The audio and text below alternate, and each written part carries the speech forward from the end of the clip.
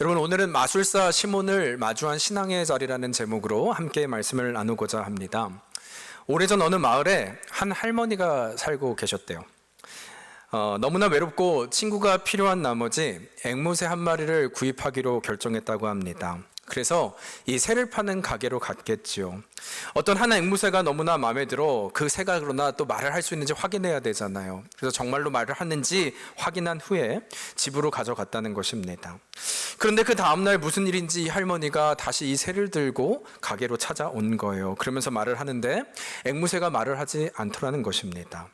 그러다 주인은 너무나 미안한 나머지 그러나 조심스럽게 혹시 그 새장 안에 그네가 있어요? 라고 물었다는 것이죠. 그러자 할머니는 이해 없다고, 아니 난 그런 걸 산 적이 없는데요. 그러니까 주인이 그럼 그럴 수 있겠다 그러면서 그네를 권했더라는 거예요. 새들은 그네를 타면 기분이 좋아서 말을 할 때가 있다라는 것이죠. 그래서 할머니는 그네를 산 후에 기대를 가지고 집에 갔습니다. 그런데 어쩐 일인지 그 다음날 또 다시 이 가게를 할머니가 찾아온 거예요. 여전히 말을 하지 않더라는 것입니다. 그래서 이번에는 주인이 사다리를 권해요. 새들은 원래 사다리를 오르락 내리락 하다 보면 기분이 좋아져. 그래서 말을 할 수도 있게 되는 상황이 있다는 것이죠. 그래서 할머니는 그 말을 믿고 사다리를 사갔는데요. 그러나 그 다음 날에도 할머니가 또 찾아온 거예요. 그러나 이번에는 먼저 주인이 묻습니다. 이번에는 새가 말을 하던가요? 라는 질문을 하는 것이죠. 그러자 할머님이 이번에는 조금 더 표정이 어두워요. 힘이 쭉 빠진 표정으로 이런 답을 합니다. 아니요, 오히려 이번에는 새가 죽게 되었습니다. 이번에는 아예 새가 죽었다는 거예요. 그러자 주인은 너무나 미안해하면서 어떻게 이런 일이 있을 수 있지? 그러나 한 가지만 좀 묻겠다고. 정말 그러면 그 새가 처음부터 끝까지 한마디도 하지 않고 이렇게 죽은 것이냐? 그랬더니 할머니가 아니라고. 사실은 죽기 전에 한마디를 했는데 그 새가 처음이자 마지막으로 말한 것이 무엇이었냐면 바로 이 말이었다는 거예요. 그 가게에는 어떤 먹을 건 팔지 않던가요? 이런 질문을 했다는 거예요. 네. 그렇게 말을 한 다음에 즉시 죽었다는 것입니다. 여러분, 무슨 말입니까? 그러니까 그 새에게 그네도 주고 사다리도 주었지만 먹을 것을 준 적이 없었기 때문에 그 새는 말라 죽어갈 수밖에 없었다는 것이죠. 여러분, 웃어주셔서 감사해요. 굉장히 썰렁한 이야기인데 저도 얘기를 하면서 참 썰렁하다 그랬는데, 여러분, 그러나 사실 지금 이 스토리는 가치관의 회복이라고 하는 어떤 글에 실린 예화입니다. 그 책에서 전하고자 하는 메시지는 너무나 분명한데요. 마치 이 모습이 오늘날 교회와 성도들의 모습일 수 있다라는 이야기를 하고 있는 거예요. 그러니까 수많은 교회가 교회의 성장을 위해서 온갖 프로그램을 진행하고 또 정말 바쁘게, 아니면 성도들도 마치 주님을 위한다는 이유로 말미암아 수많은 일들을 하고 훈련까지도 마치지만 정작 이 교회에 계신, 이 교회의 주인 되신 주님의 은혜와 사랑은 메말라가는 모습이 현주소의 모습을 볼 수 있다는 것입니다. 정말 그 앵무새가 원하는 것이 무엇인지에는 관심이 없고 내 열정과 내 열심, 그네를 놓고 사다리를 놓으면 새가 만족할 것이다, 그렇게 하면 하나님이 기뻐할 것이다 라고 생각하는 것, 그래서 처음부터 끝까지 나의 기준으로 신앙생활을 하는 것을 의미하는 거예요. 그러다 보니까 그 결과가 어떨까요? 많은 경우 뒤를 돌아보니까 말씀드린 것처럼 하나님의 사랑과 하나님의 은혜는 점점 메말라 가더라는 것입니다. 이것이 바로 현재 모습이 교회의 모습이 될 수 있다는 거예요. 여러분은 어떻게 생각하십니까? 여러분, 그렇다면 이러한 모든 교회는 아니겠지만 이런 일이 일어날 수 있는 교회의 현실 앞에 우리는 어떻게 해야 되는 것일까요? 먼저 이 방법을 논하기 전에, 아니면 먼저 여러분, 왜 이런 안타까운 일이 발생하는 것일까요? 여러분, 그런 의미에서 오늘은 같이 이 부분을 생각해 보았으면 좋겠어요. 그리고 바라기는 그냥 이 말씀을 나누는 것이 아니라 우리 자신을 좀 조명해 봤으면 좋겠습니다. 그럼 나는 어떤 자리인가? 내 자신은 어떤 위치에 있는 것인가? 이것을 함께 점검하면서 은혜 시간을 나누고자 합니다. 여러분, 오늘 말씀은요, 지난 시간, 그러니까 지지난주죠. 우리 부활절이었으니까 지난 시간과 연결되어 있습니다. 잠시 그때를 다시 복귀하면 스데반 집사가 순교를 당해요. 그리고 나서 교회가 핍박을 또 박해를 당하기 시작합니다.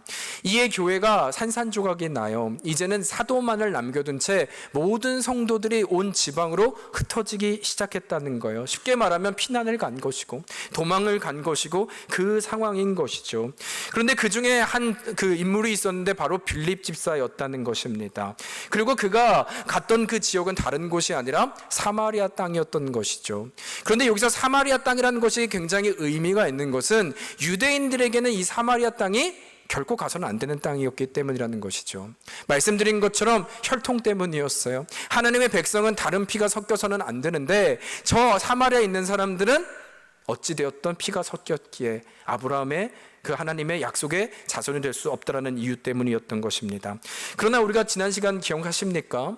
이것이 의미 있는 것은 그럼에도 불구하고 이 이방인의 도시였음에도 불구하고 하나님의 복음의 역사가 예수의 이름이 선포되기 시작하자 그곳에 있던 수많은 귀신 들린 자가 떠나가기 시작하고 중풍병자와 안진뱅이들이 일어나는 역사뿐만 아니라 마지막에 그 성에는 큰 기쁨이 있었다라고 이야기를 하지요. 여러분, 그래서 그런 말씀 나눴잖아요. 이 성, 안타까운 성, 사실은 우리의 모습을 반영하고 있지 않을까. 이 땅을 살아가는 인생 가운데 때로는 이 사마리아가 우리 자신인 것이죠. 열등감도 있고 거절감도 있고 무시당함도 있고 안정감도 없는 우리의 모습. 그러나 그 가운데 복음이, 그 가운데 예수 그리스도의 사랑이, 예수 그리스도의 말씀이 임하기 시작하면, 그 좋은 소식이 임하면 그 땅이 우리의 밭이 큰 기쁨이 될 것이다. 그래서 마치 그 예수님 만났던 우물가의 여인처럼 물동이를 던졌던 그 일이 우리 삶에 이루어질 것이다. 그 하나님을 바라보는 인생이 됩시다라는 말씀을 우리가 2주 전에 나눴습니다. 그리고 거기까지가 그 내용이었고요. 오늘은 그 이후의 사건을 말하고 있는 거예요. 이제는 아마도 그 사마리아에 있었던 소문들이 워낙 큰 사건이니까 소문이 점점 퍼지지 않았겠습니까? 그리고 이제는 다시 처음 초대교회였던 이 예루살렘, 그리고 그 사도들의 귀까지 들어가게 되었던 것 같아요. 그러나 여러분, 말씀드린 대로 이 소식을 전해들은 이들은 모두 다 충격에 빠질 수밖에 없었는데 그 이유는 너무나 분명한 것이죠. 그 사마리아 땅은 절대 복음이 들어가서도 안 되고 복음으로 역사가 일어난다는 것은 불가능하다. 유대인뿐만 아니라 심지어 사도들도 그렇게 믿고 있었기 때문이에요. 후에 여러분 고넬료 사건 베드로 보잖아요. 이 이방인들이 먹는 그 부정한 음식을 내가 먹을 수 없습니다. 이것이 반증하는 것은 사도들도 이방인, 사도들도 사마리아 땅 결코 이해할 수 없는 영역이었다는 것입니다. 또한 동시에 이것이 이 빌립 집사의 행보가 더 큰 충격적이고 이해가 될 수 없는 것은, 여러분 한번 생각해 보세요. 지금 상황이 어떤 상황이었다고요? 이 초대교회? 핍박이요, 박해요. 여러분, 위기라는 거예요. 뿌리채 흔들리고 있는 위기라는 거예요. 세상의 관점으로 보면 여러분, 뿌리가 흔들리면 결코 열매를 맺을 수가 없잖아요. 뿌리채 흔들리는 위기 가운데 무슨 이것도 해결하기 힘든데 복음의 전파란 이야기입니까? 뿌리가 건강에 열매를 맺을 수 있는데 지금 이 위기와 부흥은 그래서 어울리지 않는 단어라는 거예요. 게다가 여러분, 다른 땅도 아닌 기대할 수 없는 그 사마리아 땅에서 이런 일이 일어났다니요. 그것이 첫 선교지라니요. 이것을 이해할 수 있겠습니까? 이것이 하나님의 역사라고 볼 수 있겠습니까? 지금 교회가 흔들리는데요. 여러분, 두 번째로 또한 이것이 이들에게 너무나 충격적이었던 것은 사마리아 땅이 변하고 사마리아 땅에 큰 기쁨이 있고 이 기적과 복음이 펼쳐졌다는 것은 그냥 단지 복음이 펼쳐졌다 이 정도의 사건이 아니었다는 거예요. 여러분, 성경은요, 여러분과 저의 관계를 뭐라고 말하냐면 형제 자매라고 말해요. 왜냐하면 우리는 누구를 섬겨요? 하나님을 섬기죠. 하나님을 뭐라고 부르냐면 아버지라고 불러요. 그래서 우리는 한 아버지를 섬기기에 여러분과 저는 형제자매 가족인 거예요. 내가 원하든 원하지 않든 여러분은 저와 가족이 되고 옆에 계신 분하고 형제자매가 되는 것입니다. 그렇다고 여러분 그렇게 인상 쓸 것까지는 없잖아요. 제가 여러분과 형제가 됐다고 하는데 근데 늦었어요. 우린 형제예요. 어쩔 수 없어요. 가족입니다. 농담이긴 하지만 여러분, 그렇다면 이 개념으로 한번 보자는 거예요. 만약 정말 그 사마리아 땅에 복음이 들어가서 그 사람들이 영접하게 되었다면 이제 유대인들과 사마리아의 관계는 뭐가 된다고요? 형제가 된다고요. 형제가 된다고. 여러분, 이것은 마치 우리가 일제시대를 생각해 보세요. 우리를 탄압했던 그들이 어느 날 그 중에 일본 순사가 하나님의 전적인 은혜로 크리스찬이 된 거예요. 그렇다면 우리는 그 사람과 뭐가 돼요? 형제가 됐다고요. 여러분, 이게 쉬운 일일까요? 결코 쉽지 않은 것이죠. 어제까지 적이었던 그가, 어제까지 인간 취급을 받지 못한 자가 나와 혈육이 된다는 이 고백을 해야 되는 사건이라고요. 힘들지 않았겠습니까? 충격이지 않았겠습니까? 여러분 또한 마지막으로, 실제로 사도들은 예수님께서 승천하실 때 하신 말씀, 약속의 말씀이 있거든요. 그게 사도행전 1장 8절이잖아요. 너희는 예루살렘과 온 유대와 사마리아 땅끝까지 이르러 내 증인이 되게 하시겠다 약속하셨잖아요. 이것은 사도들이 잊을래야 잊을 수 없는 하나님 예수님의 약속이었어요. 그러나 한번 생각해 보세요. 이들이 이 사마리아와 땅끝이라고 하는 때는 아무리 내가 좋게 보아도 지금 이 최악의 시기는 아니라고 생각하지 않았겠어요? 교회가 흔들리는 이 땅, 이 시대는 아닐 것이다. 그런데 너무 빨리 찾아온 것이죠. 생각보다 나의 예상보다도 너무나 빠른 것이죠. 그렇다면 질문할 수밖에 없는 거예요. 이게 맞는 것인가? 이 모든 것을 종합적으로 말하면 여러분 너무 복잡한 것입니다. 이해도 되지 않을 뿐만 아니라 모든 것이 너무나 맞지 않는 상황에 빨리 진행되고 있다는 거예요. 여러분, 이러한 이유로 오늘 말씀해 보면 이 소식을 들은 초대교회는, 충격을 받은 이들은 한 가지 결정을 하는데, 그렇다면 지금 이 사마리아에 있는 역사가, 빌립 집사를 통해 일어나는 이 역사가 정말 하나님의 역사인지 아닌지를 확인하자. 이게 정말 사실인지 아닌지를 확인할 필요가 있다. 그래서 베드로와 요한을 그곳에 파송합니다. 그것이 바로 지금 오늘의 배경인 거예요. 여러분, 그러나 이때 이제 이게 오늘 상황에 제가 설명드린 것인데, 이때 우리가 좀 주목해야 될 것은, 제가 지금 이 말씀을 설명드린 이유는 단지 배경 설명을 하기 위한 것은 아니고요, 우리에게 주시는 이 상황을 통해서 우리에게 주시는 메시지가 있다는 것이죠. 그것을 우리는 보아야 한다는 것입니다. 여러분, 그렇다면 여기서 우리에게 말씀하시는 메시지는 무엇이냐? 그것은 너무나 분명한데요, 나누고자 하는 첫 번째 메시지는, 하나님의 역사라는 것은 결코 우리의 상식이나 우리의 이해나 계획으로 되어지는 것이 아니라 성령께서 운행하시는 역사임을 기억해야 한다는 것입니다. 여러분, 교회는, 하나님의 역사는 내가 아니라 하나님이 하신다는 것을 반드시 기억해야 한다는 거예요. 여러분, 마치 말씀을 시작하면서 나는 앵무새요, 그네를 달고 그 안에 사다리를 넣고 그러면 새가 말을 하게 될 것이다. 우리가 교회 성장을 위해서 계획을 잘 짜고 열심과 열정으로 나아가면 하나님이 이루실 것이다. 그것이 아니라는 거예요. 내가 이렇게 하면 인풋을 넣으면 아웃풋을 나올 것이다. 내 계획이 이렇게 하면 이렇게 될 것이다. 그것을 말하고 있지 않다는 것입니다. 하나님의 역사를 보면 지금 이 상식이나 계산이나 우리의 경험을 통해서 일하시는 모습이 하나도 등장하지 않아요. 오히려 모든 것이 당황스럽습니다. 모든 것이 충격적입니다. 하나님이 하시기 때문이죠. 여러분, 사실 제가 이 말씀을 묵상하면서 저에게 떠오른 것이 사실 5년 전 바로 이 자리가 좀 떠올랐어요. 그 당시에 계셨던 분도 있을 것 같은데, 제가 저희 교회 5년 전에 왔거든요. 근데 그때 그 예배를 마치고 좀 Q&A 시간이 있었어요. 근데 한 분이 이런 질문을 하더라고요. 목사님, 오시게 되면 좀 어떤 플랜이 있으십니까? 베델교회 어떤 계획이 있으십니까? 이런 질문을 하셨던 것 같아요. 근데 제가 실제로 그 대답을 했던 것을 잊지 못하는 것은, 결코 잊지 못하는 것은요, 그때 제 상황이 어땠냐면, 제가 처음으로 담임 목사 자리에 이제 부임하는 곳이니까 얼마나 기대와 또 생각이 많았겠습니까? 게다가 그 당시 제가 40대 초반이다 보니까 열정도 있잖아요. 또 여태까지 그래서 여태까지 생각했던, 또 살아왔던, 또 경험했던 교회들 하나하나를 생각하면서 이 교회는 어떤 장점이 있었지, 이 교회는 어떤 단점이 있었지, 또 제가 선교단체에서 간사도 있었거든요. 이 선교의 플랜은 어떻게 해야 되지, 그때 뭐가 좋았지, 또 다음 세대에 제가 또 청소년 때문에 사역자가 됐거든요. 다음 세대는 어떻게 사역해야 되지, 뭐 이런 수많은 얘기들, 또 각 사역별로 그것들을 분석하고, 또 이 시대에 부흥하는 교회들의 원인은 뭘까, 여러분 열심히 찾지 않았겠습니까? 열심히 나름 분석하고 제가 연구하지 않았겠습니까? 그런데 그때 제 마음이 정말 이제서야 말할 수 있는데 너무나 마음이 힘든 것은, 이 부푼 마음을 가지고 하나님께 어떻게 해야 됩니까 하고 기도하면요, 하나님이 보여주시는 것은 너무나 의외인 게 백지만 보여주시는 거예요. 백지만, 여러분, 이게 좋은 게 아니라 너무 답답한 거예요. 하나님 이것도 마치 회사에서 결제를 받으러 갔는데 다 빠꾸당하는 느낌 있죠. 그게 아니야.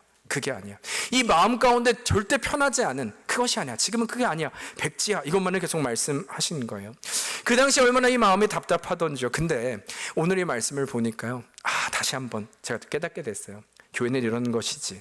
그게 무엇인지 조금 이해가 되더라고요. 교회는 하나님이 운행하시는 것이지, 내 계획이 아니지, 내 뜻이 아니지. 여러분, 그래서 이 말씀을 통해서 다시 한번 저로 생각나게 하신 것이 감사하잖아요.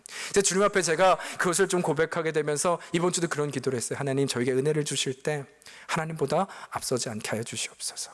하나님, 결코 앞서지 않게 하시옵소서. 그래서 제가 이런 결심을 했어요. 이것을 지키겠다 이게 아니라 하나님 앞에 이런 마음을 좀 드리고 싶었는데, 하나님, 제가 롱텀 플랜을 세우지 않겠습니다. 제가 롱텀 플랜을 세우면 하나님이 중간에 말씀하셔도 바꾸기가 어렵잖아요. 그래서 짧게는 3개월, 길게는 6개월만 제가 바라보며 돌다리도 두드리듯이 하나님이 원하시는 것이 맞는지 묻고 가는 것이 맞겠다. 어떤 나의 플랜과 나의 열정과 열심이 아니라 하나님 원하시는 그 자리에 나아가는 것이 맞겠다. 여러분, 그러면서 좀 같이 구했어요. 저 혼자 되지 않잖아요. 우리 교회라고 하는 것이 이 하나님이 인도하신다는 것을, 성령님이 운행하신다는 것을 믿고 이 확신하는 것이 저뿐만 아니라 우리 모두가 돼야지 이것이 한 공동체로 나갈 수 있지 않겠습니까? 여러분, 교회는 성령님이 운행하시는 줄 믿습니다. 이것을 믿으십니까? 네, 그것이 교회라는 거예요. 그렇다면 우리가 그 앞에 여러분과 저도 동일하게 하나님, 이때에 우리에게 말씀하시는 것은 무엇입니까? 저는 믿습니다. 하나님께서 우리에게 동일한 마음 주실 거예요. 동일하게 가게 하실 거예요. 이 사도행전 그 역사가 일어나고 있으니까 여러분, 바라기는 이 고백 위에 하나님의 역사를 깨닫고 또 그 은혜를 누리는 여러분과 제가 되기를 주의 이름으로 축복합니다. 여러분, 그런 의미에서 한번 옆에 분들하고 인사할까요? 교회는 하나님이 세우십니다. 아멘, 아멘.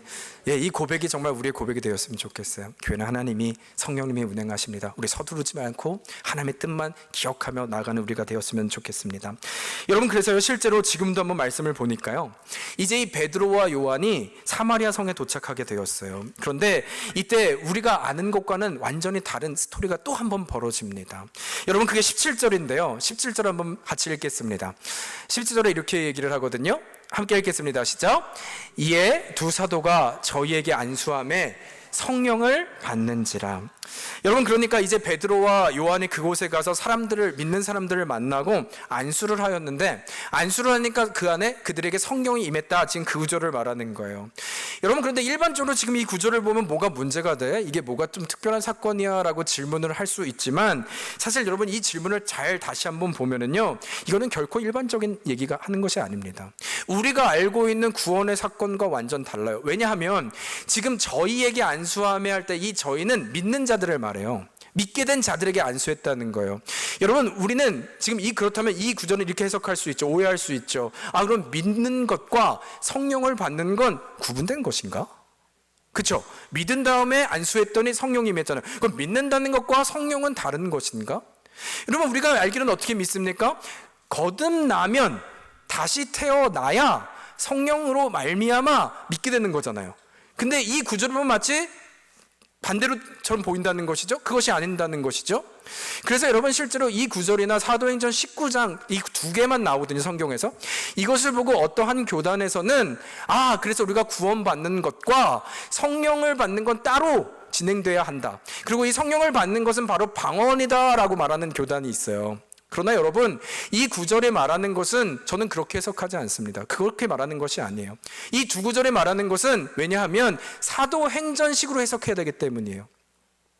이 구절이 말하는 건 일반화를 말하는 것이 아니라 사도행전식으로 해석해야 된다고요. 무슨 말을 드리는 거냐면, 여러분, 아나니아와 삽비라 사건을 기억하시죠? 이게 우리가 강해 설교의 은혜예요. 아나니아와 삽비라의 사건을, 헌금을 숨기는 거잖아요.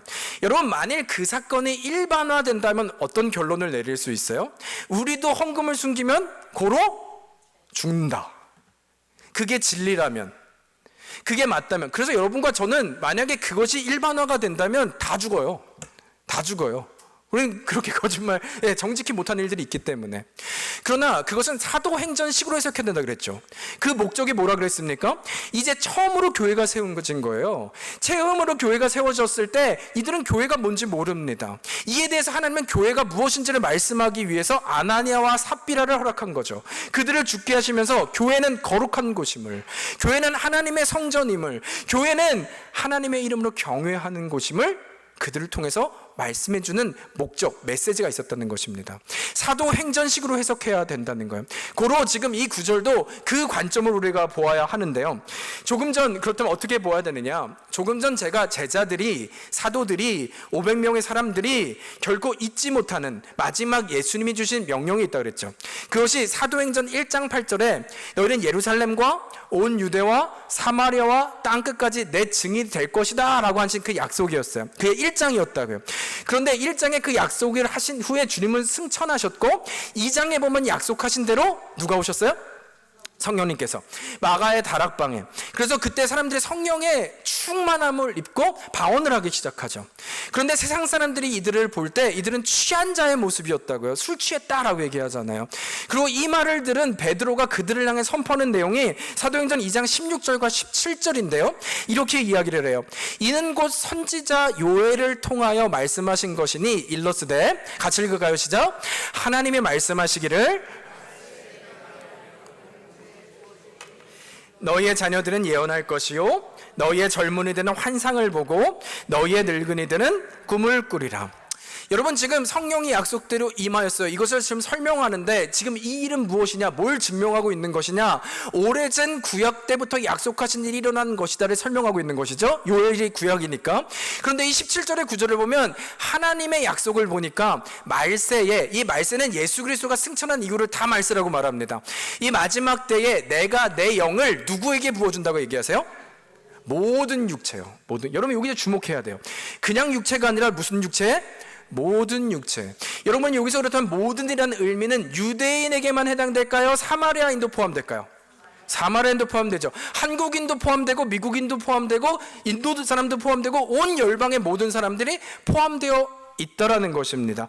따라서 지금 이 사건이 말하고 있는 것은 이 하나님께서 베드로와 요한을 통하여 안수하자 성령이 임하였다는 것은 하나님의 역사를 증명하고 있는 거예요. 하나님이 이 약속을 이루시고 성령을 주셔서 모든 육체에 부어주리니.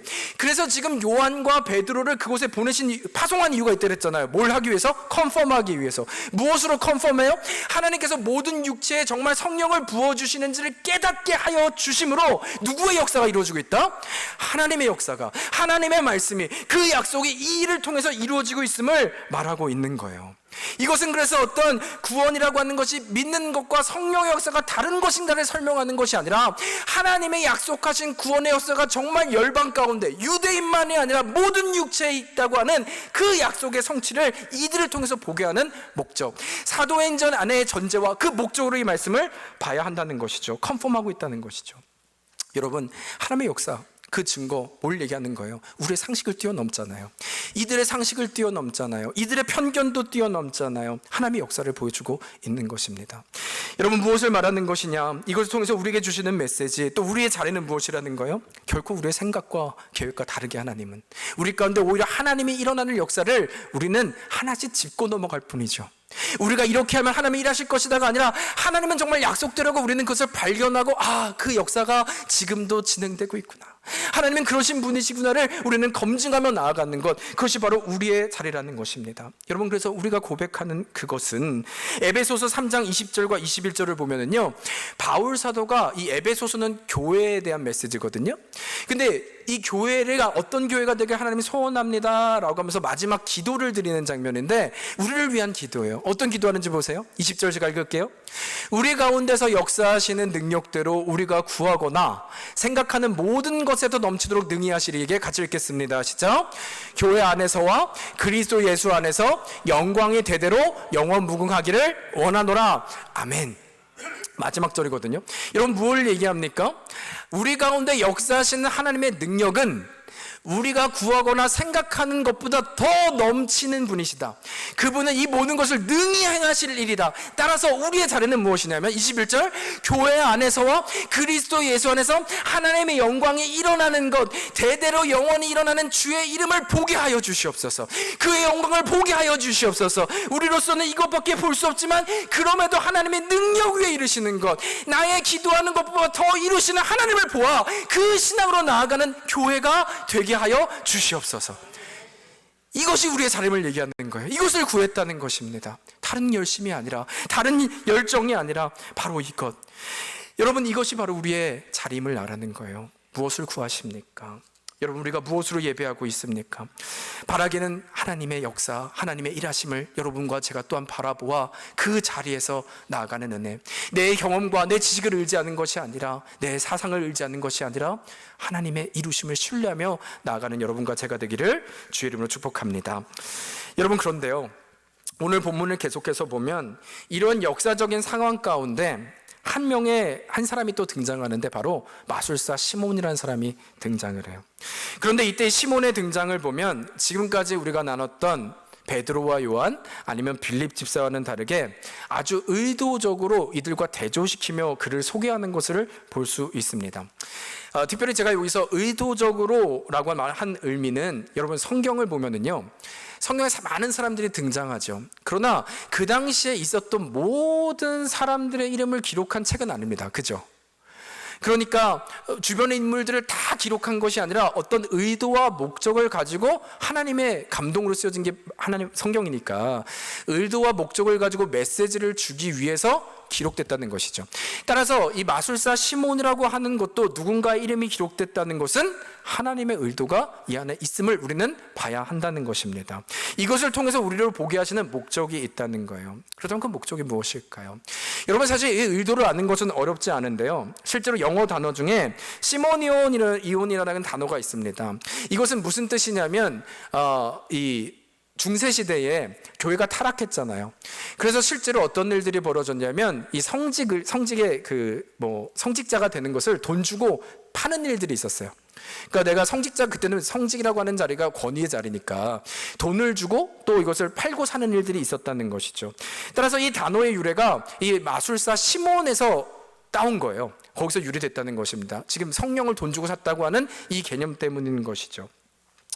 결국 쉽게 말하면 이 마술사 시몬을 우리에게 보여주시는 이유는 돈을 주고 성령을 사려 했던 그를 통해서, 그렇다면 진정으로 주를 향한 바른 믿음이 무엇인가를 우리에게 말씀하시기 위한 목적이라는 것입니다.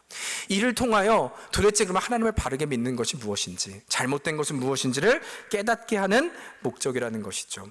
여러분, 그래서 우리가 좀 잠시 이 시몬을 제가 나누고자 하는데요, 그러나 우리 가운데 이 시간에 좀 제가 좋아하는 대로 여러분 좀 편견을 내려놓고 한번 오늘 본문을 보시겠어요? 우리는 시몬에 대해서 우리는 흑백으로 나누길 좋아하잖아요. 누구는 좋은 사람, 얘는 나쁜 사람. 네. 그러나 이 시몬에 대한 색안경을 잠깐 내려놓고 오늘 9절 이를 소개하는 내용을 보면요, 좀 의외인 것을 볼 수 있습니다. 먼저 그는요, 그 누구보다도 열정과 열심의 사람이었음을 볼 수 있어요. 12절과 13절입니다. 이렇게 얘기를 해요. 빌립이 하나님 나라와 및 예수 그리스도의 이름에 관하여 전도함을 그들이 믿고 남녀가 다 세례를 받으니 시몬도 믿고 세례를 받은 후에 전심으로 빌립을 따라다니며 그 나타나는 표적과 큰 능력을 보고 놀라니라. 여러분, 이제 시몬이 빌립의 행적을 보고 어떤 결정을 하냐면 그를 믿고, 시몬도 믿고 세례까지 받고 어떤 마음으로 빌립을 따라다녔대요? 전심으로요. 전심으로요.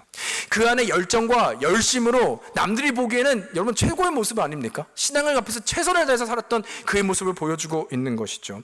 또한 이 시몬이 어떻게 보이느냐, 9절과 10절을 보면요, 실제로 세례를 받고 전심으로 믿었을 뿐만 아니라 그의 사람에 대해서 얘기를 하는데요, 이렇게 얘기를 하죠. 그 성에 시몬이라는 사람이 전부터 있어 마술을 행하여 사마리아 백성을 놀라게 하며 자칭 큰 자라 하니 낮은 사람부터 높은 사람까지 다 따르며 이르되 이 사람은 크다 일컫는 하나님의 능력이라 하더라. 오랫동안 그 마술에 놀랐으므로 그들이 따랐다. 여러분, 지금 그를 어떻게 소개해요? 이 시몬이라는 사람은 이 높은 사람들, 높은 자리에 있었던 사람이라는 것이죠. 영향력의 사람이었다는 거예요. 그래서 이 정도 사람이라면 사람들이 칭송을 하고 다 따랐다고까지 얘기를 하고 있죠.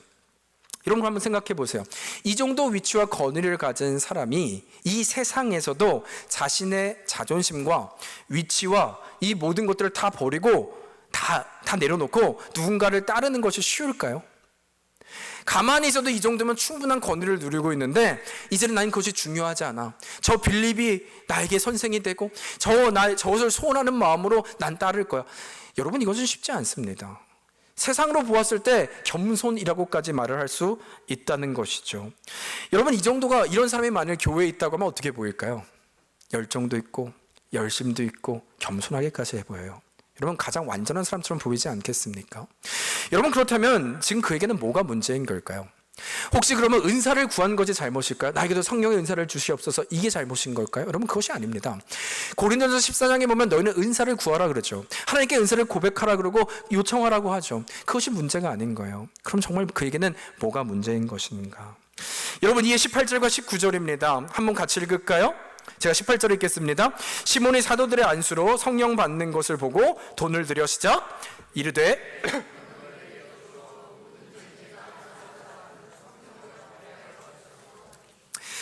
여러분, 지금 이 장면은 베드로와 요한이 안수를 하자 성령이 임하는 이 놀라운 것을 보고 충격을 받은 그가 돈을 들여 나에게도 권능을 팔라고 말하는 이 요청하는 장면입니다. 여러분, 그러나 저는 이 고백을 볼 때 그에게 정말 문제가 된 것은, 물론 성령을 돈으로 산 것 자체도 말도 안 되고 이 자체도 문제가 있는 것이지만, 여러분, 사람이라고 하는 것은요, 우리의 행동은 다 우리의 경험에 비추어 행동합니다. 그러니까 어린아이들 있잖아요. 2-3살 아이들 보면 물이나 불을 두려워하지 않아요. 그쵸? 캠프파이어를 하면 글로 막 달려가려고 만질라 그러죠. 경험이 없으니까. 그러나 저는 가까이 가지도 않습니다. 이제는 불 깊은 데 가지도 않고 가까이도 가지 않아요. 경험이란 것이 있기 때문에 그것이 의미하는 것이 무엇인지 알기 때문인 것이죠. 따라서 모든 인간은 자신의 경험에 비추어 행동하게 되어 있다는 거예요. 여러분, 그렇다면 지금 이 시몬이 돈으로 이 모든 것들을 살라고 했다는 것은 무엇을 반영하는 것이냐? 그 또한 마찬가지로 과거에 이 돈으로 무언가 권능을 샀던 경험이 있다는 것입니다. 자신의 경험을 가지고 그 경험에 기초해서 모든 것을 다 이루고 있는, 그것을 반영해 살고자 하는 그의 중심을 말하고 있는 거예요. 여러분, 다시 말하면 고린도후서 4장 16절을 보면 진정한 그리스도인이 누군지에 대해서 바울이 고백하는데요, 이렇게 얘기를 해요. 그러므로 우리가 낙심하지 아니하노니 우리의 겉사람은 낡아지나 우리의 속사람은 날로 새로워지도다. 그리스도인이 누구냐면, 여러 번 말씀드렸지만 우리는 어둠에서 불러내어 빛으로 임한 자들이에요. 이집트에 머문 자들 아니라 그곳에서 출애굽한 자들입니다. 이것을 바울은 겉사람과 속사람이라는 걸로 구분하고 있는 거예요. 겉사람은 어떤 사람입니까? 나의 경험과 나의 생각과 나의 익숙함과 나의 옳다는 것을 가지고 경험에 의하여 살아가는 인생이죠. 그러나 속사람은 어때요? 그것은 점점 낡아지나 이제는 그리스도 안에서 구원받고 새롭게 된 나는, 새로워진 나는, 이제는 내가 주인이 아니라 그리스도께서 주인이 되어 나의 뜻과 경험이 아니라 주의 뜻이 전부가 되고 그 인생으로 나아가는 인생. 그래서 나의 경험도 있어요, 지위도 있어요, 지혜도 있어요. 그러나 그것을 다 내려놓기로 결정한 인생이 바로 속사람의 인생을 얘기하고 있는 것이죠. 그렇다면, 그러나 지금 이 시몬은 어떻습니까? 세상의 방식과 자신의 살아온 경험을 바탕으로 내 의를 가지고 그 방식대로 지금 나아가고 있다는 거예요. 전혀 변화되지 않은 그리스도인, 말로는 그리스도인이라 하지만, 주를 따랐다고 하지만 아니요, 여전히 내 중심과 내 뜻을 가지고 나아가는 인생을 말하는 것입니다. 여러분, 이것이 세상의 방법이잖아요. 세상의 가치를 가지고, 세상은 내가 경험한 것을 가지고 이것이 전부가 되었기에 오늘을 살아가는 것이라면, 이것을 교회로 가져온다면, 이것이 내 믿음으로 가져온다면 우리는 세상의 가치를 가지고 살아가는 것. 우리 교회가 만약에 우리의 경험과 가치를 가지고 모든 사람이 주장하려면 어떻게 되겠어요? 이것은 교회라고 말할 수 없는 것입니다. 여러분, 그래서 반복해서 제가 고백하는 게 있잖아요. 여러분, 교회는요, 교회에는 우리 주님은 사랑이기 때문에 교회는 사랑이 있어야 됩니다. 그러나 우리가 사랑해야 된다고 말하는 이 이유는 한번 잘 들으셨으면 좋겠어요. 사랑이라고 하는 이유는요, 사랑이 목적이 아니에요. 우리가 사랑하자고 말하는 건 인본주의적인 사랑을 말하는 것이 아닙니다. 이것은요, 세상에서도 말아요. 우리는 사랑해야지. 그러나 우리가 사랑하는 이유는 단 한 가지예요. 그것은 무엇이냐면, 우리의 힘으로 사랑할 수도 없잖아요, 사실은. 그런데 예수 그리스도가 우리를 죽기까지 사랑하셨고, 그분이 우리 같은 자들을, 원수를 끝까지 사랑하셨기 때문에, 그런데 우리는 그 주님을 사랑하잖아요. 그 주님을 믿잖아요. 그래서 주님께서 이 원수를 사랑하셔서 하나님의 나라를 이루심을 믿기에 우리는 그분을 믿고 그분을 따르기에 사랑하기로 결정하는 거예요. 사랑하게 되는 게 아니라 의지적으로 주님을 믿고 사랑하기에 우리는 그 사랑으로 나아가는 것이 교회 공동체라는 것입니다. 여러분, 그래서 교회는요, 커뮤니티 센터가 아니라는 거예요. 커뮤니티 사역을 해야 됩니다. 그러나 우리의 목적은 세상에 말하는 커뮤니티 센터가 되는 것이 아니에요. 그럼 왜 합니까? 하나님의 나라가 교회를 통하여 이루어지기 때문이죠. 그 사명과 그 부르심을 우리에게 위임하셨기 때문이죠. 교회를 통하여 세상의 빛과 소금이 되어 하나님의 나라가 확장된다 약속하셨기에 이제는 그 중심을 붙들고 나아가는 것, 세상의 가치를 가지고 나아가는 것이 아니라 하나님의 진리와 그 마음을 가지고, 세계관을 가지고 나아가는 것, 그것이 바로 교회의 온전한 모습임을 말하고 있는 것입니다. 여러분, 그래서 20절을 보면 이에 베드로가 강력하게 경고를 하죠. 이렇게 얘기를 해요. 베드로가 이르되 내가 하나님의 선물을 돈 주고 살 줄로 생각하였으니 내 은과 내가 함께 망할지어다. 아주 강력하게 얘기를 하죠. 교회는 그래서는 안 된다는 거예요. 복음은 그래서는 안 된다는 거예요. 그 모습이 아니라는 것입니다. 여러분, 그런 의미로 우리 자신을 좀 보았으면 좋겠어요. 우리가 말씀을 시작하면서 보았던 그 앵무새의 할머니 말하는 것입니다. 나의 경험에 비추어 그네를 두고 사다리를 두면 그 열심과 열정으로 맞추면 되지 않을까. 우리 또한 그런 고집 부릴 때가 있지 않습니까? 이것만이 맞다고 여길 때가 있지 않습니까? 여러분, 그러나 우리가 기억해야 될 것은 오히려 그 우리의 열정과 열심을 가질 때 예수 그리스도의 사랑과 예수 그리스도의 은혜는 점점 메말라갈 수 있다는 것을 저는 기억해야 됩니다. 교회는 우리가 아니라 하나님이 이루시기 때문이에요. 여러분, 심지어 저는 그걸 알아요. 우리의 열정과 열심을 하잖아요. 교회 숫자는 늘어날 수 있어요. 부흥이라 말할 수는 없지만 숫자적인 부흥은 이룰 수 있습니다. 여러분, 그러나 우리가 기억할 것은 이 숫자의 부흥이 있다 할지라도 그 안에 예수 그리스도가 계시지 않는다면 그것은 실패한 것입니다. 여러분, 아무리 화려하다 할지라도 그 안에 예수 그리스도가 말라간다면, 그 사랑과 그 본질이 말라간다면 그것은 더 이상 의미가 없다는 것입니다. 여러분, 그래서 우리가 2주 전에 그 고백했잖아요. 믿음이 없이는 기쁘시게 못하나니 고된 수고도 다 헛된 것이라. 여러분, 주님을 기쁘시게 하는 것 우리의 뜻이 아니라 주의 뜻에 있는 줄 믿습니다. 이해가 되지 않아요. 지금 길이 맞는지, 이런 상황에서, 이 위기에서 이런 일이 있는 것이 맞습니까? 질문할 수밖에 없어요. 그러나 하나님은 이루십니다. 그럴수록 우리의 것은 더욱더 내려놓는 것입니다. 여러분, 그것이 교회라면 바라기는 그 주님이 기뻐하시는 자리, 그 자리로 나아가는 여러분과 제가 되기를 다시 한번 주의 이름으로 축복합니다. 여러분, 마지막으로 말씀을 마치면서, 그렇다면 하나님이 기뻐하시는 그 신앙, 우리에게 요구하시는 그것은 무엇일까? 짧게 두 가지를 나누면요, 첫 번째는 24절입니다 24절 같이 한번 읽을까요? 시작. 제가 읽겠습니다. 24절 시작. 시몬이 대답하여 가로되 나를 위하여 주께 기도하여 말한 것이 하나도 내게 임하지 말게 하소서 하니라.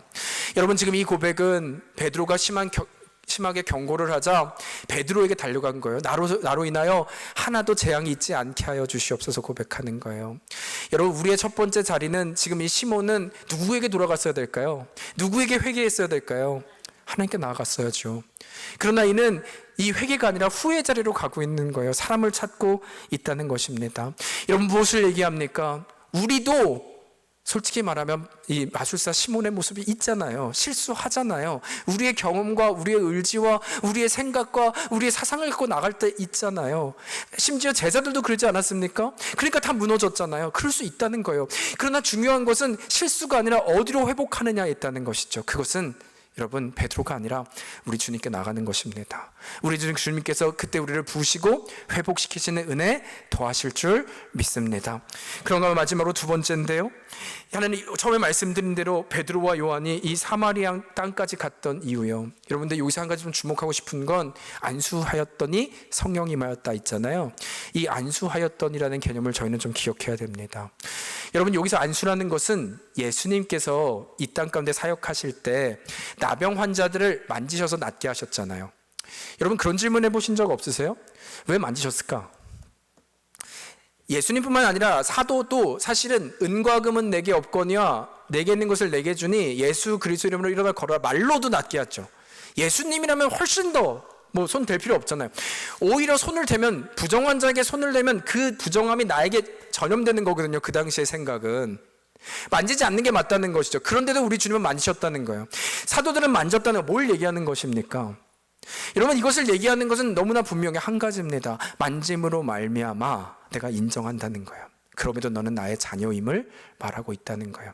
이 사마리아 땅이라 할지라도, 인정받지 않는 땅이라 할지라도 내가 너의 자녀임을 말하는 거예요. 여러분, 뭘 말씀드리고 싶은 거냐면, 이 세상의 방법은요, 구분짓습니다. 여러분, 구별이 아니고 구분짓습니다. 나하고 맞는 사람과 맞지 않는 사람과, 나의 수준이 맞는 사람과 맞지 않는 사람과, 구원받은 사람과 구원받지 않는 사람과, 교회 다니는 사람과 교회 다니지 않는 사람을 우리는 구분할 때가 맞다는 거예요. 언제 이래요? 내 편견과 내 생각과 내 경험으로 저 사람은 안 돼, 저 사람은 불가능해라고 확정 지을 때. 근데 우리 주님은 그들에게 어떻게 하셨다고요? 안수하셨다고요. 나병 환자 만지셨다고. 뭘 얘기해요? 우리의 생각을 깨고 계신 것이죠. 여러분, 이 땅 가운데 교회들이 왜 이토록 욕을 먹을까요? 왜 손가락질을 받을까요? 저는 어쩌면 무슨 많이 섬기지 않아서, 여러분, 교회만큼 섬기는 곳이 없어요. 교회만큼 사회를 봉사하는 곳이 없어요. 저는 그것이 아니라고 생각해요. 단 한 가지, 이 가치관의 변화가 없어서입니다. 세상이 오히려 말하는 거예요. 너희는 우리와 뭐가 다르냐? 너희도 구분하고 있지 않느냐? 너희도 그렇게 말하지 않느냐? 우리 뭐라고 얘기해요? 가능성이 없어. 저들은 가능성이 없어. 안 변해, 안 돼. 안수를 하지 않습니다. 얹지 않습니다. 만지지 않습니다. 여러분, 그러나 주님께서 안수하신 것, 그 뜻은 우리의 가치관의 변화를 말하는 거예요. 그것으로는 안 된다는 거예요. 여러분, 복음의 역사는 무엇입니까? 우리의 생각이 아니라 하나님의 생각으로 턴어라운드 하는 것, 하나님의 뜻대로 가는 것, 그 믿음으로 나아가는 것. 무엇을 붙들고요? 조금 전 나눴던 에베소서 20장, 우리 가운데 역사하시는 능력대로 우리가 구하거나 생각하는 모든 것에 더 넘치도록 능하시리 에게 하나님을 바라보고 내 뜻이 아니라 하나님의 인도하심을 바라보게 될 때, 그 영광을 바라보게 될 때, 하나님의 인도하심을 믿게 될 때 우리는 나아가게 될 줄로 믿습니다. 이것이 교회입니다. 이것이 신앙입니다. 그 자리에서 이번 한 주 어쩌면 우리의 고난과 힘듦을 통해서 여러분의 생각하지 못했던 사람들을 만나게 될 수도 있어요. 아니, 오늘 점심 식탁 교제하면서 여러분 불편한 사람과 대화를 할 수도 있어요. 그러나 그때 선을 긋지 말고 안수하여 이르되, 안수하지 마시고요, 안수하여 이르되 만지시고, 세상의 가치관이 아니라 손을 잡고 주의 사랑 때문에, 우리 주님이 끌어안으셨기에, 우리 주님을 사랑하잖아요. 그러니까 그 자리에 나아가 하나님의 나라가 그래서 이루어짐을, 사마리아가 큰 기쁨의 성이 됐던 것처럼 우리 주변이 하나님의 나라가 회복되는 것을 보는 진정한 그리스도인 되기를 주의 이름으로 축복합니다. 여러분, 우리 그런 마음으로 찬양할까요?